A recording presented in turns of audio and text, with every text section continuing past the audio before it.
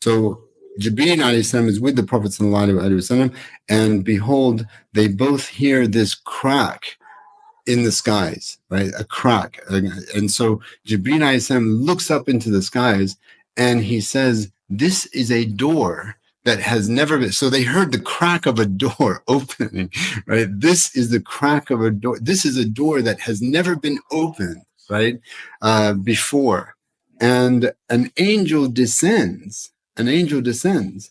This is not Jibreel. Jibreel is with the Prophet sallallahu alaihi wasallam, but an angel descends and comes to the Prophet ﷺ and says to him, rejoice in two great lights, two great sources of light that you have been given and that no prophet before you has been given.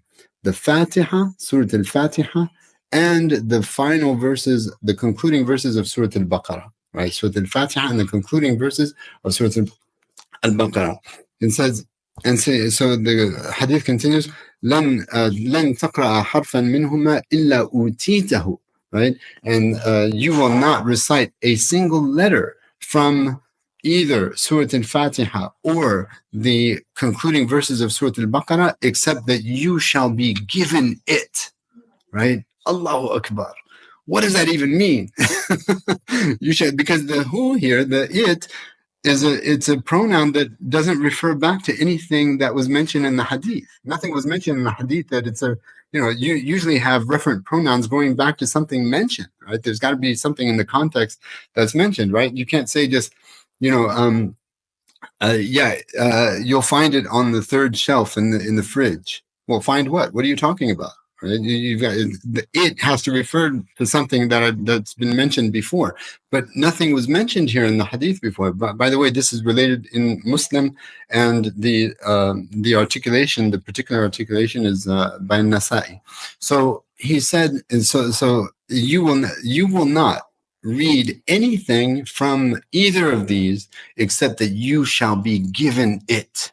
Right, and so this has led obviously to some discussion among the scholars, and so, but it's so epic, right? It's so epic that the ha doesn't refer back to. In other words, you shall be given whatsoever you desire. Right, that's one understanding, or you shall be given the dua in both of them, right? The answer of the prayers in both of them, Ihdina as-sirat al-mustaqim, then you shall be guided to the straight path, right?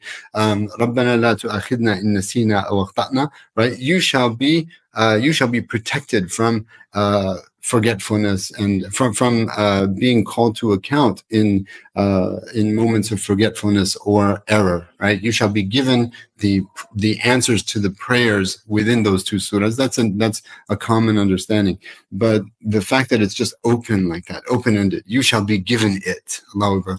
Not a single letter.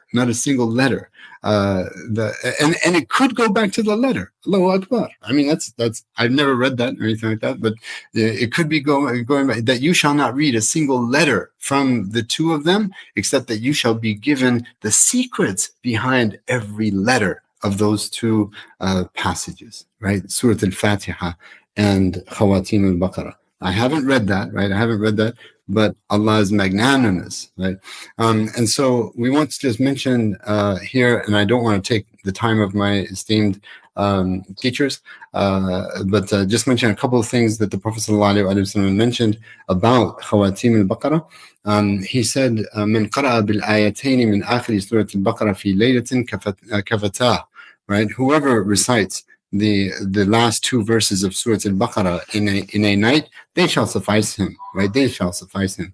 Obviously, he recited more than that, and Ayat al-Kursi, as Sheikh Abdul Nasser mentioned, but the hadith, the khawatim stand on their own, right? أعطيت سورة البقرة من كنز تحت العرش لم يعطهن نبي قبلي.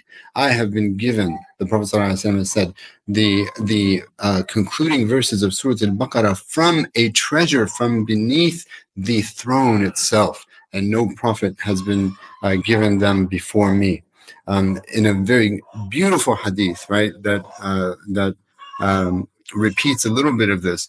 The Prophet ﷺ said, "Inna Allah khatama Surat al-Baqarati bi ayataini a'tanihima min kanzihi alladhi tahta al-arsh fata'allamuha wa'allimuha نساءكم وأبناءكم فإنهما صلاة وقرآن ودعاء." The Prophet ﷺ said that Allah subhanahu wa ta'ala has concluded Surah Al-Baqarah with two verses which He has vouchsafed on me from His treasure, min kanzihi, from His treasure, from the treasure of Allah subhanahu wa ta'ala that is beneath the throne. So learn them. And that's the command of the Prophet ﷺ. Learn them, memorize them, right? Along with Ayatul Kursi.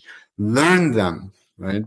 And teach them to your wives and to your children, for they both are Salah, Quran, and Dua. He called these two verses Salah itself.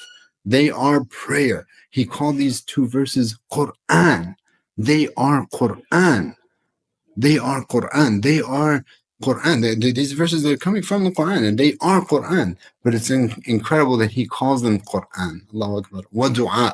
And they are dua. They are petitioning Allah subhanahu wa ta'ala. They are petitioning Him.